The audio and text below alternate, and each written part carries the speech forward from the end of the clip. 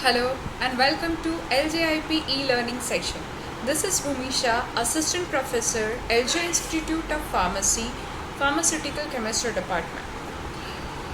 Please like, share and subscribe our YouTube channel Pharma Ignite. Today we are going to discuss in detail about histamines regarding their synthesis, storage, metabolism, histamine receptor and all. Okay, they basically their chemistry, stereochemistry. Histamine is autocoid. Autocoid is made up of two words, auto and echos, means self-healing substances. Commonly, autocoids are also called as local hormone, means which act locally at the site of synthesis and the release, means where they are synthesized, they releases within that nearby area and they act at that point, right? So histamine is an autocoid, and that molecule that secreted locally to increase or decrease the activity of nearby cells, which is their action on smooth muscles or gastric cell, that we'll discuss later on. But where they releases, they have their effect within that nearby area, right?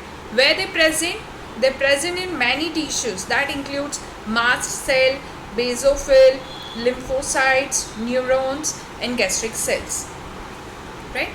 Histamine is a major mediator which basically involves in allergic reaction as well as in inflammation processes, right? They have their significant role. Apart from this allergic and inflammation processes, they have their significant effect in gastric acid secretion, neurotransmission and as a immunomodulation. Okay, these are just introduction of histamine. Now chemistry of histamine, it's basically comprised of imidazole ring. See here, I can show you this 5-membered heterocyclic ring, imidazole ring, right? And this 2-carbon chain attachment between this basic amino group and imidazole ring.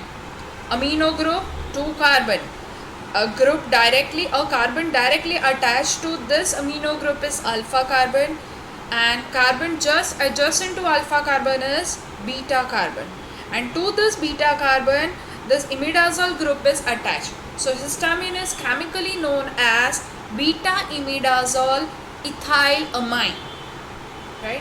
It exists in 2 tautomeric form, right? See, this double bond shift to this place and this hydrogen transfer to this nitrogen. So these are the 2 tautomeric form of histamine. See in this figure. Next, histamine can exist in a protonation form. The side chain nitrogen, side chain amine is protonated, but the condition is at the physiological pH, the side chain nitrogen is protonated, right? So that is known as monocation form of histamine. Okay, if further protonation is there, then this double bonded nitrogen is further protonated, right? So that is known as dication form. And if this hydrogen is removed, that is known as anion form. Why I am discussing this? Because this monocation, anions, dications, amongst them one of the form is responsible for the binding with the receptor, right? That we'll see in this slide. First we'll discuss numbering in case of imidazole ring. Nitrogen, which is just adjacent to beta carbon, right? That is tau carbon or pi carbon, and a protonated nitrogen which is far away from this beta carbon, that is tau nitrogen or tau isomer, or rather say tau tautomers, and this is pi tautomers. Numbering starts from this tau nitrogen 1, 2, 3, 4 and 5, right? So 80% of histamine 80% of histamine monocation. See, this diagram, monocation, we have already discussed nitrogen. Side chain nitrogen is in cation form, right, and that is a protonated form, and the tautomer of that monocation is this. This is dication. This is simple unionized form. This is N tautomers and this is N pi tautomers. Pi tautomers means proton attached with this pi nitrogen, T tautomers proton attached with that tau nitrogen, right? This is anion form and this is dication form. Now this 80% of this monocation histamines this exists in a aqueous solution form and that binds with the receptors. The T tautomers that permits the binding with the receptors. However, the tautomer doesn't appears to be important in case of binding with the H1 receptor, right? Any of the tautomer can bind, but that is in a case of monocation form that can bind with the H1 receptor. Means tautomerism doesn't affect in case of H1 receptor, but it can affect in case of H2 receptors. Okay. Now question comes, which tautomer is in more amount? So that depends on a group present at C5 position, right? At this position. If electron donating group is present, so we have more amount of this tau tautomer, T tautomers. But if electron withdrawing group is there, then we have pi tautomers, more amount of pi tautomers. Then synthesis of histamine. We have already discussed where histamine is present: mast cell, lymphocyte, neutrophils, gastric cells and all, right? Basophils. So within that cell we have a granules. I have enlarged this granules for you. Within that granule, this histidine amino acid is converted into histamine, right? In the presence of enzyme histidine decarboxylase enzyme, right? You are removing COOH group from histidine structure. So enzyme here is histidine decarboxylase, right? Basically, histamine synthesis and storage, they are divided into two parts. First is slowly turning over pool and second is rapidly turning over pool.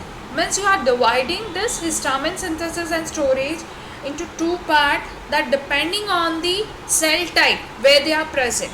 If they are located in mast cell and basophil, then that synthesis and storage is slowly turning over pools, right?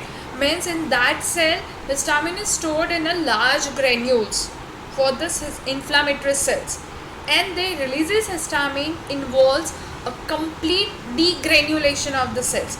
See, within that granules histamine is synthesized and stored, right?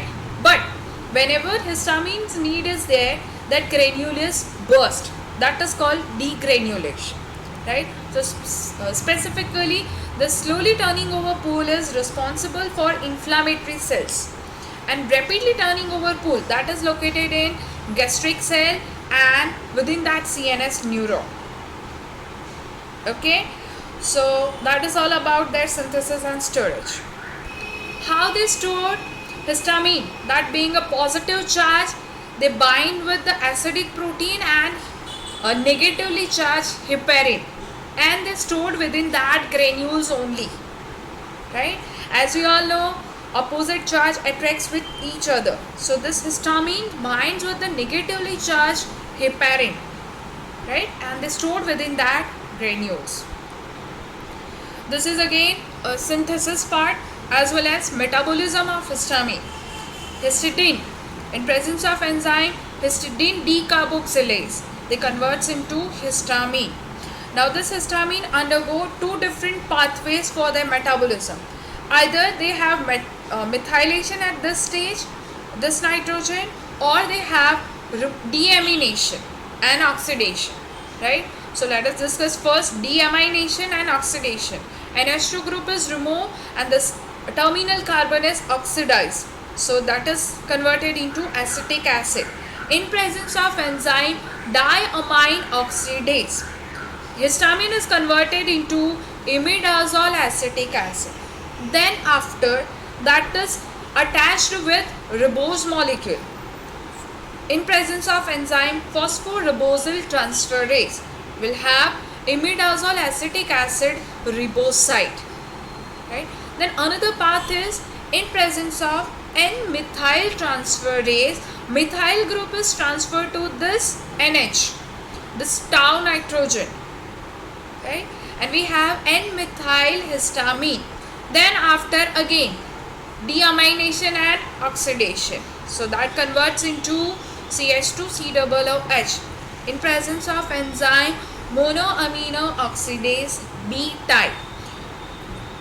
It converts into N-methyl imidazole acetic acid. So this is how histamine is synthesized and metabolized. Now this is stereochemistry of histamine. I have shown you two projections, Sohor's projection and Newman's projection.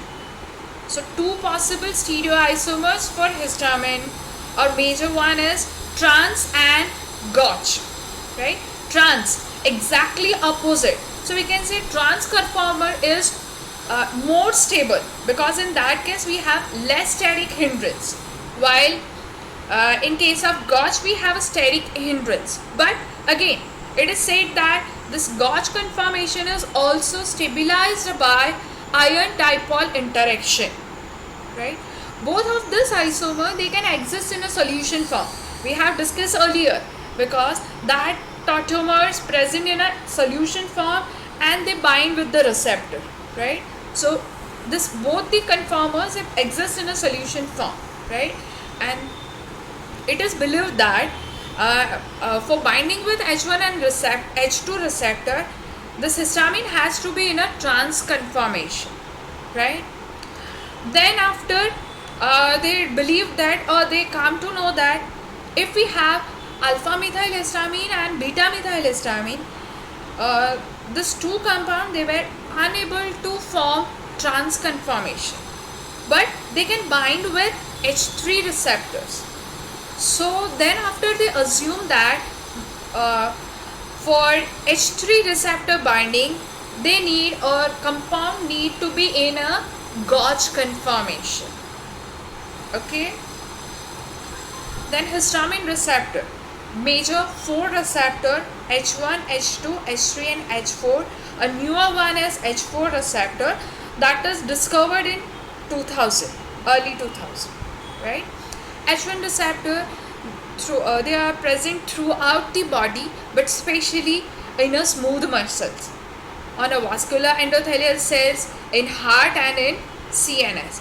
So they have that effect in increases of vascular permeability at the site of inflammation, right? That increases by the histamine. And so specifically H1 receptors, they involve for the treatment of allergic reaction. Next, same H2 receptor, they found majorly in gastric parietal cell. So we can say they involve in a gastric acid secretion. But apart from this gastric cell, they are present in a very low amount in a smooth muscles, CNS, heart and all, right? So we can say H2 receptors involved for the treatment of stomach ulcer. Third, H3 receptor, they found majorly in CNS, and within that CNS, a high level in thalamus and low level detected in a small intestine, testis and a prostate. But their treatment is still unknown. Same way for H4 receptor, again their effect is unknown, but sometimes they found that they may have their effect in, or they can be useful in the treatment of allergic condition and sometimes for autoimmune diseases. So particularly mechanism of histamine involves specifically for H1 receptor, they increases capillary permeability, smooth muscle contraction due to increase in a calcium level. influx of calcium. H2 receptors, they increases gastric acid secretion. So by blocking this H2 receptor will have effect on ulcer. H3 receptor, rather they decreases exactly opposite. See, in case of H2 receptor, they increases cyclic AMP level, while H3 receptor they decreases cyclic AMP level, and so they decreases histamine releases, and so they decreases further secretion and causes vasodilation. Okay, so that is all about introduction of histamine. Thank you. If you have any doubt, you can comment below the lecture, and for more videos you can subscribe our YouTube channel Pharma Ignite. Thank you.